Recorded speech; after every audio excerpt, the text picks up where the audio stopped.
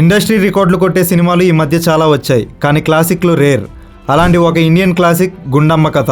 అసలు ఈ cinema release అయ్యేటప్పుడు అందరూ ఈ సినిమాని ఎవరు చూస్తారు అన్నారంట. కట్ చేస్తే ఇప్పటి జనరేషన్ కూడా ఈ సినిమా గురించి తెలుసు. ఇలాంటి ఎన్నో ఇంట్రెస్టింగ్ సంగతులు జరిగాయి ఈ గుండమ్మ కథ విషయంలో. అవేంటో ఈ వీడియోలో తెలుసుకుందాం. జానపద బ్రహ్మి విఠలాచార్య 1958లో తీసిన మానే తుంబిడా హిన్ను అనే కన్నడ సినిమా రీమేకే ఈ గుండమ్మ కథ. ఈ కథ నాగిరెడ్డి గారికి బాగా నచ్చి నరసరాజు గారి హెల్ప్ తీసుకొని తెలుగు నేటివిటీకి తగ్గట్టుగా చేంజెస్ చేశారు. షేక్స్పియర్ రాసిన ద టేమింగ్ ఆఫ్ ది శ్రీవ్ నుంచి కూడా కొంచెం ఇన్స్పిరేషన్ తీసుకున్నారంట ఈ సినిమా కథలో చేంజెస్ చేయడానికి. మానే తుంబిడా హిన్నులో కూడా ఒక క్యారెక్టర్ పేరు గుండమ్మ.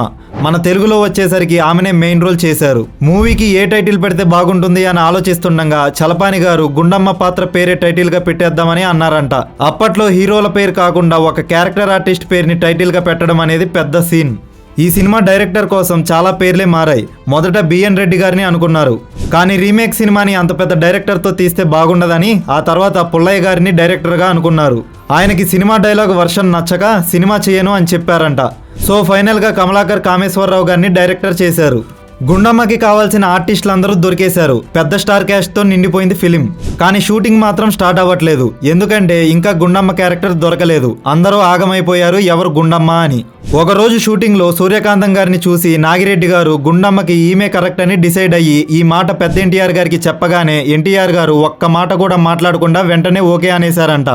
గుండమ్మ కథ ఎన్టీఆర్ గారికి 100th మూవీ, ఏఎన్ఆర్ గారికి 99th మూవీ. ఎన్టీఆర్ ఏఎన్ఆర్ ఒకే చిత్రంలో నటిస్తున్నారు. ఇప్పుడు ఎవరి పేరు తెర మీద ముందు వేయాలి అనే ఒక ఇష్యూ వచ్చింది. సో అప్పుడు పేర్లే వేయకుండా ఫోటోలు చూపించారు స్టార్టింగ్ టైటిల్ క్రెడిట్స్ లో. అందరూ పెద్ద యాక్టర్స్ అవ్వడంతో షెడ్యూలింగ్ చాలా కష్టమైందంట. అందుకే చాలా వరకు యాక్టర్స్ అవైలబిలిటీ బట్టి షార్ట్స్ వేరువేరుగా తీసుకొని ఎడిటింగ్ రూమ్ లో సెట్ చేశారంట. ఇంకా 10 రోజుల్లో రిలీజ్ అనగా ఎల్వి ప్రసాద్ గారి ఇంట్లో పెళ్లి ఫంక్షన్ ఉంటే అక్కడ గుండమ్మ కథని స్క్రీనింగ్ చేశారు. ఎన్టీఆర్ గారిని అలా నిక్కర్తో చూడగానే అక్కడ ఉన్న వాళ్ళందరూ నవ్వేశారంట.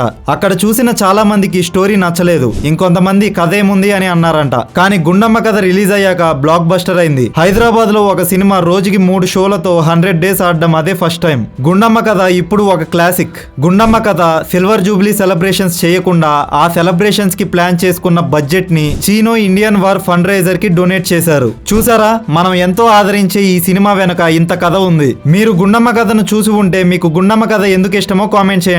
చూడకుంటే వెంటనే చూసేయండి. ఈ వీడియో మీకు నచ్చితే లైక్ చేయండి, షేర్ చేయండి, సబ్స్క్రైబ్ కూడా చేసుకోండి. మా వీడియోలు ఊరికే రావు.